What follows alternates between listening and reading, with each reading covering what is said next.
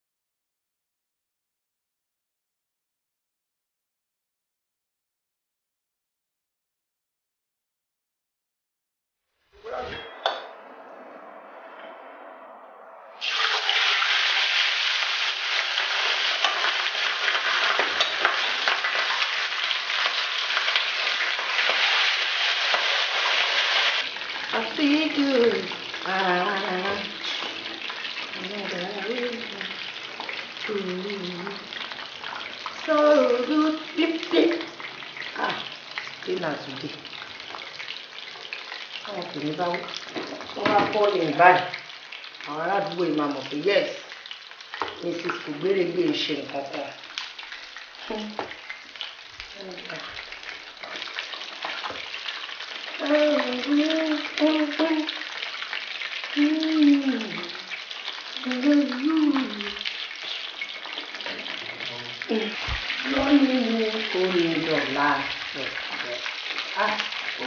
Ìjọ yìí pọ̀ jù. Àbí o. Ìjọ yìí lágbára. Láì dàrú. Ẹ pẹ́ àtàrọ̀. Gbogbo ojú ẹ ti pé nǹkan ni. Ṣé fẹ́ wá pẹ́ tó yẹn níbi? Wàhálà iṣẹ́ ìjọba táwọn ìlú ní ìlú mi. Ẹ̀ka tí ó wà lẹ́nu mi gan ní ètò ìráyèrà mi.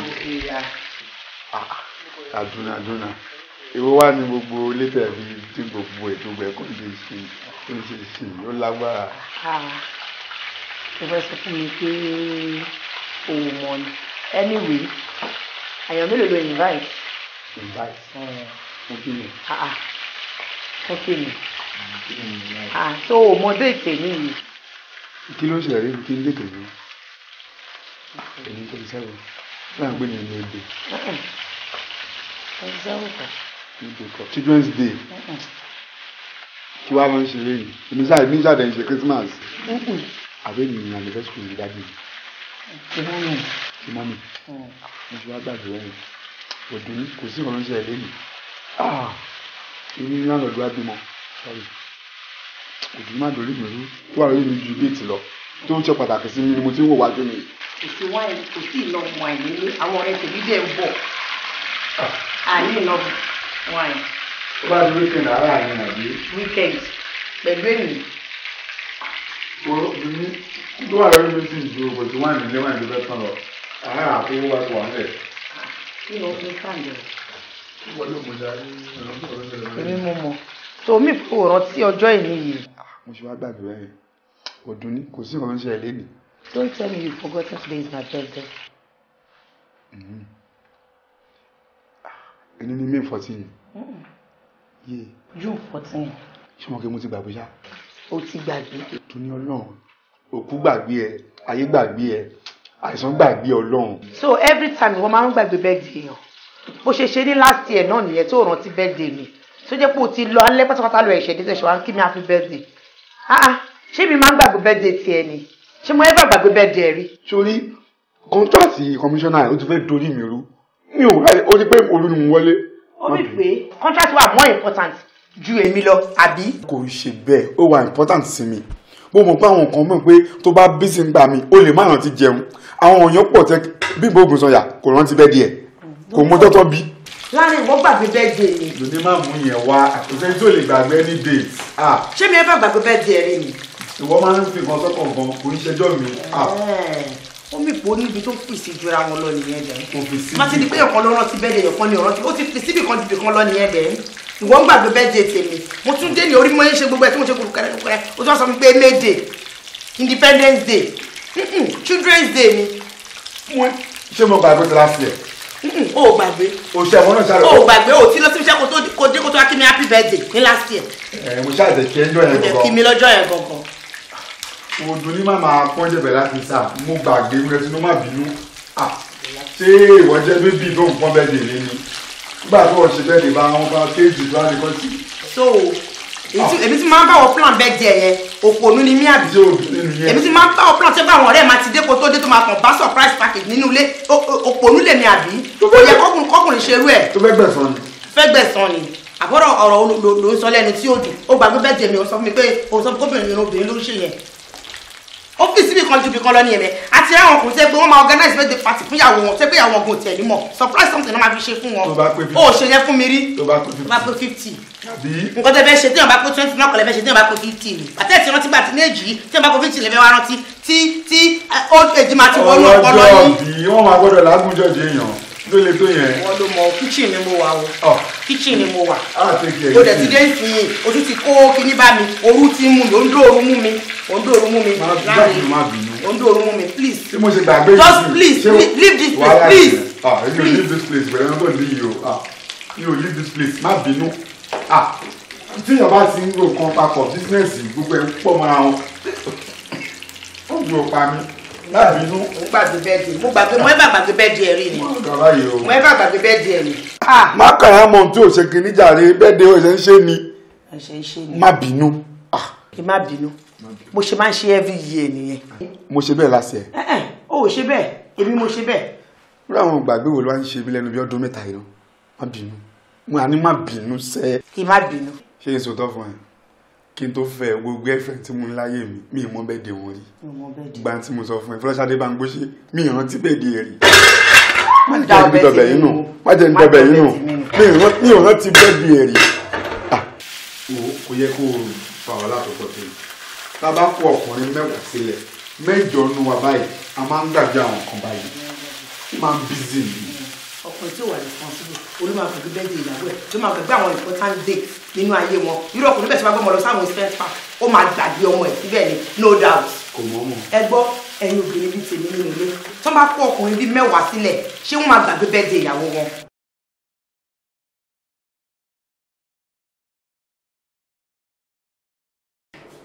Ẹ̀yin dáàdi wa tẹ̀lé wà ní àtẹ̀yìn àti mi tẹ́ mọ bí àwa ọkùnrin bá ṣe máa ń bíbí bá a ṣe gbọ́dọ̀ provide nǹkan tẹ́ gbọ́dọ̀ tó tí gbogbo ẹ̀ máa ń dín mọ́ ẹ̀wọ̀n tá a bá gbàgbé ẹ̀ tá a kàn mí kékeré gbàgbé ẹ̀ tó yẹ ká yàrá yọ̀rọ̀.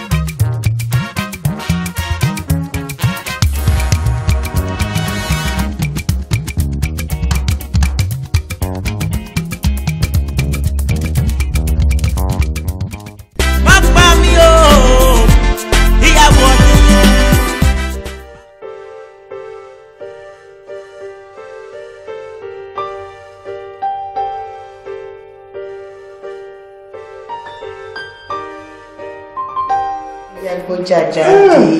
ọ̀rẹ́ mi o àwọn good bad goat ni mo wá fún nǹkan tó ń rí ìdísìn lélẹ̀. yé sísọ mẹ́rin this is lovely. tẹ́lẹ̀ nǹkan tó ń rí ìdísìn ilé iṣẹ́ jáde ni mo ṣe lọ pé wá látọ̀jà sí mi.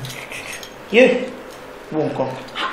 bọ́ọ̀lù ṣe wò very low sweet ṣe wá jẹ́ pé tí n bá wọ lọ sí pàtí báyìí ẹni pàtí tí n bá lò lọ báyìí wọ́n máa bẹ́ ojú ni. o ti lọ nice jù. ní o dẹ̀ wá wọn very lọ́jọ́ wà sí ìlú play ẹ̀yin náà máa ń ṣe. ó dùn very nice mo dídì mú wá fún ẹ. dídì mú wá fún ẹ. èlò ní ṣé kò wọ́n kò dẹ̀ wọ́n just 300,000.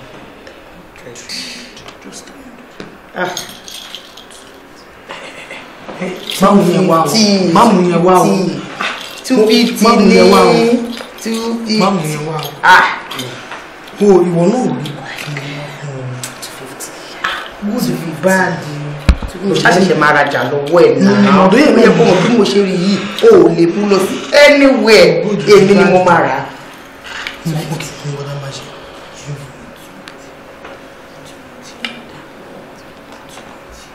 Ẹgbóhùn sókè kò lè tó yẹn. Ẹgbóhùn sókè. Ẹ káàbọ̀ sá, ẹ káàbọ̀ sá. Ẹgbújọ́ mẹ́ta. Ẹ káàbọ̀ sá. Àwa nìyẹn lẹ̀. Ẹ jọ̀ọ́ mọ́ mi wá, ẹ má bínú.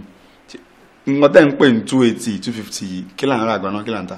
No, jewelry ni set ni mo mú wá fún ìyàwó yín.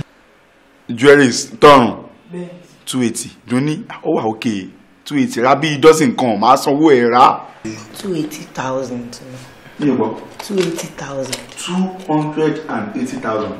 Owó ilẹ̀ Kòròdú lẹ fẹ́ gbé sí ọrùn. Góòdù kékeré ni mo máa mú wá yìí 280,000 péré. Rí góòdù táwọn girls wọ́n sí ni 500 1 million. Góòdù eléyìí cheap 280. Mo kàn ní kọ́ wá wo eléyìí ni àwọn góòdù tó ṣẹ̀ṣẹ̀ jáde ń sí 500,000 1 million ni. Sọ́run kan ṣe yìí. Bẹ́ẹ̀ ni sà. Eléyìí tí ẹ̀yin gan gbé sí ọrùn àti etí ẹjọ́ á tó èlò. Òun kò 15,000 lélẹ́yìí. Èlò? 15. 15 bẹ́ẹ̀ ni lélẹ́yìí. bẹ́ẹ̀ ni. Ẹ̀yin dẹ̀ kó ní 280 wa. Òun kò ẹ fẹ́ fi mi wé ìyàwó yín ni. Ẹ mọ̀ pé ìyàwó yín máa ń like ẹ̀rọ òun ni ẹ̀rí bọ́ ṣe tó ni. Wọ́n máa ń like nǹkan ẹ mọ̀ nǹkan tó máa gbé wọn jáde nǹkan flamboyant pé èmi báyìí. Mo ṣe pé mi ò like very nice but kó tí mo ṣe lọ́wọ́ sí ó pọ̀ nǹkan àwọn investment tí mo ní lọ́wọ́ sí ó ti pọ̀ jù. Ẹ̀yin invest. Bẹ́ẹ̀ ni mo dẹ̀ ní àwọn ọmọ kéékèèké tí mo ṣe ń sanwó. Ẹ̀yin ti bímọ àwọn òde ìbímọ wọn ń dán kówó lé lórí ẹ̀yin dẹ̀ mọ̀ ń bára ti yín àbẹ̀yìn ń bẹ́. But gold yìí dẹ̀ nice o anytime tó yẹ mi bá broke gan ó sì lè rí ta. Kan tún gbé sí létà. Bẹ́ẹ̀ ni sà. Kan tún dàpà.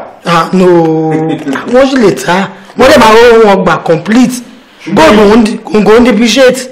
Irú ọ̀rẹ́ wo gan lẹ̀ ń bára yín ṣe ẹ̀yin ò lè advice wọn pé ní 280 yẹn pọ̀ jù. Kò ń ṣe pé mi ò láìkẹ́ o owó yẹn ò sí nítòsí báyìí.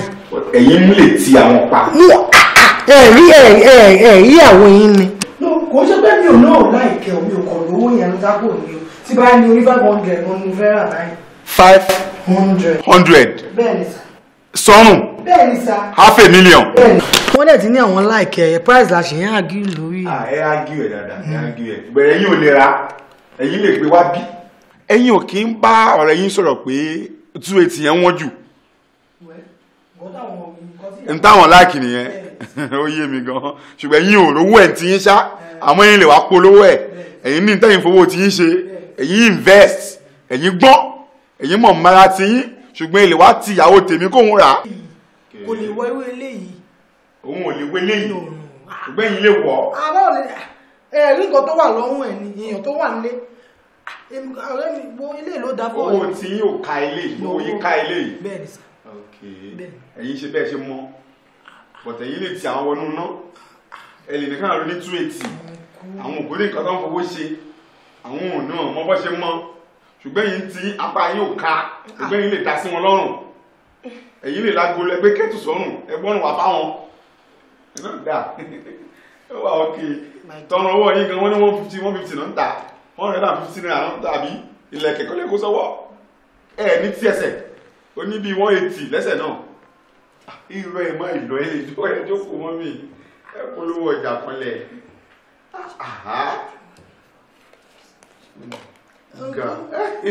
Madam. ṣé ìjọ mi ìjọ làbí. ṣé ẹ lọ síbi iṣẹ́ lọ́la sà. Mi ò ní fẹ́ lọ. Màá wà nílé. Ajé o. Ọ̀rẹ́ mi àárí aṣọ́gbọ́n. Ẹ ṣé gan. Doni ó ní pò ní tó ń rò ara tó bá ní nǹkan tó ń rò ní ò ní gbé gold 280,000 ọmọ ìyá 300k sọ́rùn apànìyàn dùn ní apànìyàn gbọ́ nǹkan tó lẹ́yìn sọ ó ti nù ẹ́ lọ́rọ̀ number 1 ó ní kò sí nǹkan tó ń fowó ṣe number 2 ó ní investment number 3 ó lóun ti bímọ ó ń fọmọ bú ẹ ó dẹ̀ lórí ẹ ló fi ń kó góòlù 280 sọ́rùn èló ni wọ́n ń talẹ̀ ní Ìkòròdú tó fi gbé ilẹ̀ sódídí ọrùn mo dẹ̀ sọ fún ẹ pé kò sówó lọ́wọ́ mi ìwọ fẹ́ ra nǹkan 280. èló ní 280,000 tó ń pariwo. lẹ́nu tiẹ̀. èló ní 280,000 naira.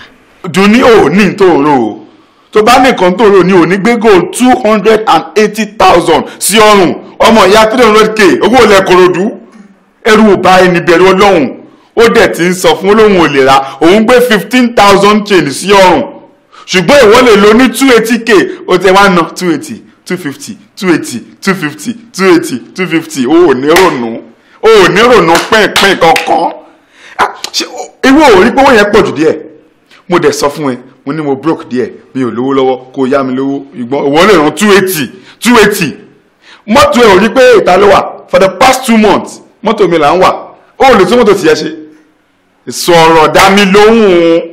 kí wàá ní 280 ṣé 280 wọn ni mo mọ nǹkan táwọn ẹgbẹ́ mi ń wọ̀ ń gbòòrò náà àwọn ọmọ tí ò tó mi mo mọ nǹkan tí wọ́n ń wọ̀ tí n bá dé patí bẹ́ẹ̀ wọ́n máa ṣọ́yàn lọ́rùn káàkiri ni tó máa ti rí pé nǹkan tó wọ̀ ó wà lọ́wọ́ sí tiwọn báyìí wọ́n máa ṣe báyìí sí ẹni màá jẹ́ káwọn tí ò tó mi kan fẹ́ máa fi mí pa ní patí. àwọn tó ń sọ ẹ̀ ṣọ́ ní bùkátà. ṣé mi ní bùkátà. o ní bùkátà èmi ní bùkátà èmi ní bùkátà ẹ bàbá ṣe ń tún lè ṣe ara aṣọ sílé ara aṣọ tá à ń wọ̀ àrùn oúnjẹ owó nepa gbogbo ẹ̀ ìyẹn bùkátà wa nìyẹn owó náà. kí ni responsibility tiẹ̀ as a man. responsibility wa kí ni responsibility tiẹ̀ ti wá ní ọkọ àti ìyàwó kí lè máa lọ papọ̀ mọ́ra wọn ká sanwó ná ká sanwó ilẹ̀ ká ṣe gbogbo ẹ̀ kí ká tún mọ́tò ṣe. o dẹ̀ pariwo bùkátà ká tún mọ́tò ṣe. bẹ́ẹ̀ni náà kí ló kọ́ mi pẹ́ láti tún mọ́tò ṣe tó bá mọ̀ kó má tún mọ́tò ẹ̀ ṣe kó máa gbọ́ fàdà. farabalẹ̀ ṣé mo gbọ́ for the past 2 months mọ́tò mi là ń wà káàkiri. ṣe bá láì ní tìjú ni ẹ. ló ṣe tán mọ́tò tiẹ̀ tì. mọ́tò ìyàwó ẹ̀ dẹnu kọlẹ̀ o ò lè pe mẹkáníìkì kó wá tún ṣe. ṣùgbọ́n ìyàwó yẹn lè ná 250 lórí iṣẹ́. yes. kò dé tún mọ́tò tiẹ̀ ṣe ń dòdò ọkọ ẹ̀. o ò ní wá surprise pé tó bá máa dé lọ́jọ́ kan o ò ní bá mọ́tò yẹn gan bẹ̀ àwọn yìí máa ta tí mo máa fi ra gold. on behalf of me. wọ́n yìí máa ta mọ́tò yẹn tí mo máa fi ra gold. on behalf of me and all the men tó wà lé apànìyàn nìyẹn. apànìyàn náà ó wà responsible. apànìyàn ó wà responsible. àpótílẹ́tà ó wà responsible. 280,000 jọ kí ni income per month. kí ni income kí ló kọ́. gbogbo ìjànú ṣọ́ọ̀bù ẹ̀ tó bá ta kókó 280 mò ń wò náà ẹ̀rọ jà ọ̀yà. a sì máa ta mọ́tò yẹn fi ra gold. a sì máa ta mọ́tò yẹn fi ra gold. àwọn ẹgbẹ́ mi mo máa ń rí wọn nǹkan tó máa ń wọ̀ ní owó half of nǹkan tí wọ́n ń wọ̀ mo tún máa ní kí n máa manage still náà wá sí máa complain. kí ni 280,000 yẹn. mo gbọ́dọ̀ pé mọ́mí ẹ̀. pé kí ni. wọn rí lè ṣe. mo bá gold lọ́wọ́ màmá mi ni o. mọ́mí wa mo mọ̀ pé tí wọ́n bá lo gold 100,000 mọ́mí gbọ́dọ̀ ní owó tó tó bí 1 million lé. èló ló ní tó ń ra gold 280,000 naira. ọjà ṣáṣì àpànìyàn yóò ṣàpà. tí mo dẹ̀ sọ fún láti pé mi ò lówó lọ́wọ́ ó lè kó 280 yẹn bẹ́ sí méjì fẹ́mi ní àpẹ dáàdi wa o ọkọ wa o olówó orí mi o nǹkan fẹ́ ta fún díẹ̀ o ẹgbàá fún wọn ètò àwọn èèyàn burúkú ni. èmi á kọ́wọ́ fún ẹ èyí tí mo yá ẹ last ò san fún mi. mo máa ṣe san ṣé mo ní mi ò san ni. kó tí mo fi sọ pé ó wà responsible nìyẹn náà. mo ò yá mi lówó. mọ́tò yẹn bàjẹ́ síbẹ̀ yẹn gbogbo sáfẹ́ náà lè ju 20,000 naira lọ. Kálí o. ná. má pa mí o ìyàwó ọdún. nǹkan tó ṣẹlẹ̀ ni pé tá a bá wà in a state tó yẹ pé as in mi lè seek support ìyàwó mi fún nǹkan gold tó fẹ́ rà is not that important and again come to think of it gold nǹkan tó máa fi ṣe ẹ̀ṣọ́ jáde and mo need owó for something tó yẹ pé as in ó máa benefit èmi àti ìwọ àti àwọn ọmọ tó wá lóun fẹ́ lọ ra gold as in it's not going to be lively mi ò lè but tí kò bá happen kò sí kan tí fẹ́ ṣe mi ò lè lù but má fi ẹ̀ jẹ́ o. ọkọ lólówó orí aya ọ̀tọ́kọ mi bá ní ìdòwò tí mo fẹ́ ra gold is material thing ní gold nǹkan tá a bá láyé ní ta lè máa fílẹ̀ sáyé a lè ra lẹ́nu a lè ra lọ́la kò sígbà tá a lè ra gold kò ń ṣàbíyàn bá ra gold nílì in the next 10 years kò sí lè expire so tọkọ mi bá ní ìdòwò nǹkan tó kọ́kọ́ fẹ́ fowó yẹn ṣe ni kó lọ yanjú ìmú a lè ra gold tèmi later. bí tó bá ti lè take step yẹn irú àwọn ìyá tí máa fi jẹ́ ni pé as in máa fi mood mi ara ẹ̀ change sí gbogbo thought tí mo ní pa ìtẹ́lẹ̀ possibility wà kó change torí nǹkan tó ṣe as in ó ti fi sọ fún mi pé òun ò really kí ẹ̀ nípa tèmi o kò sí ìtókò òun pẹ̀lú èmi so kóun náà live life ẹ̀ kémi náà live ẹ̀ so definitely I would know I'm going to work for myself and my children and not for her anymore so kóun náà máa fowó tó fi ra gold tó fi ra gbogbo ẹ̀ kó máa fi tọ́jú ara ẹ̀ kémi náà dẹ̀ máa fowó iṣẹ́ mi tọ́jú ara mi kò tó jà kò sí pé ó ń kó jáde àbí nǹkan kan a kàn máa pín iṣẹ́ wa lọ́tọ̀ọ̀tọ̀ ni.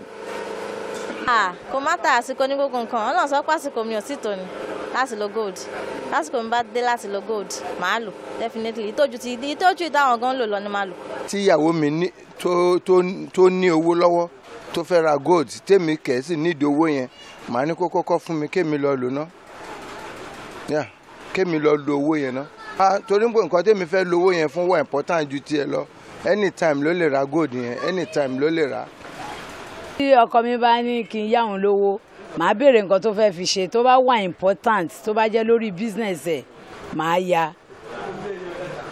tó bá ti rà bẹ́ẹ̀ yẹn owó yẹn ti sí síbẹ̀ nìyẹn kó yẹ kí mi kọ́kọ́ lo owó yẹn ná tí mo bá ti lo owó yẹn tí mo bá dá padà á lè ra nǹkan tó fẹ́ rà. lórí business ẹ̀ máa ra gold torí gold nǹkan tó jẹ́ pé àfi owó pamọ́ fún yàn ni tó bá tún dọjọ́ ọ̀la mo tún lè gbé nǹkan mi kí n tún tà tó tún máa mú owó wọlé fún mi. gold náà obìnrin according to àmì muslim according to ọ̀rọ̀ alukuran chain ọrùn bíi gold obìnrin ni ó lẹ́tọ̀ọ́ àti lò kò sí fọkùnrin anything tó jẹ́sọ̀ ara ó dáa ní according to bíi Saudi nsìn tẹ́yìn bá fẹ́ marry in Saudi tó jẹ́ ọkùnrin àti obìnrin ní tóbìnrin máa béèrè jù that's gold ní tó máa béèrè jù tágbára ẹ̀ bá wà mí gbọ́dọ̀ rà fún un. ọ̀pọ̀lọpọ̀ ilé nígboro ń sìn àwọn obìnrin ló ń kẹta ẹ̀ àwọn ọkùnrin tó wà ń ta nowadays ní ìsìn aláìbìkítà ni wọ́n torí ọ̀pọ̀ ilé nìsín wọ́n gbàgbọ́ pé káwọn fẹ́yàwó méjì mẹ́ta nínú ìgbàgbọ́ wọn ni pé tíyàwó bá ti pé méjì mẹ́ta fúnra ara oníkálukú ló máa tọ́jú ọmọ ẹ̀ so ìdí nìyí tí ìgbàgbọ́ tèmi fi rọ̀ mọ́ yìí pé bí mo ṣe wo ìrírí àti ìmísí tí ó wà lára dè nísìn ọ̀pọ̀lọpọ̀ ilé mi kí ọkùnrin tó rí 10,000 mú jáde ó máa fọwọ́ nura bẹ́ẹ̀ tí obìnrin tẹ́ bá ìbéèrè 100,000 lọ́wọ́ ẹ̀ kò ní mí lára láti wọlé jáde so èmi wá gbàgbọ́ èmi tẹ̀ máa fi ń sọ̀rọ̀ pé ẹ̀yin ọkùnrin àìkò sójúṣe yín tó àìkò dúró déédéé tó ẹ ti ta ògo yín fún àwa obìnrin torí nílọ́wọ́ yìí Ọlọ́run máa ń mí sí àwa obìnrin ju ọkùnrin lọ torí nínú ilé mẹ́wàá èmi tí wọ́n bá dúró nínú ilé mẹ́wàá yẹn ẹ rí pé obìnrin mẹ́jọ ló máa kéta nǹkan tó wà nínú ilé tó jẹ́ pé bóyá scarcely lè fi máa rí méjì tó máa jẹ́ pọ́kùnrin máa ṣojúṣe ẹ̀.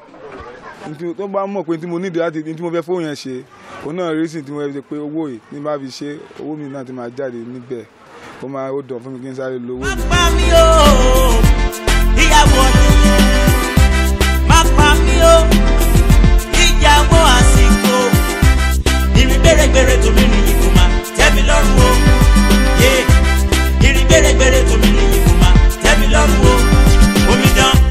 And when I ask you where you at, you keep on calling crazy places, telling you what's on my mind. You keep on making fun faces. Don't seem to realize how much your actions hurt me. Hey, baby. Baby. We used to talk about things that hurt us. Now all you talk about is money. Ain't that funny, baby?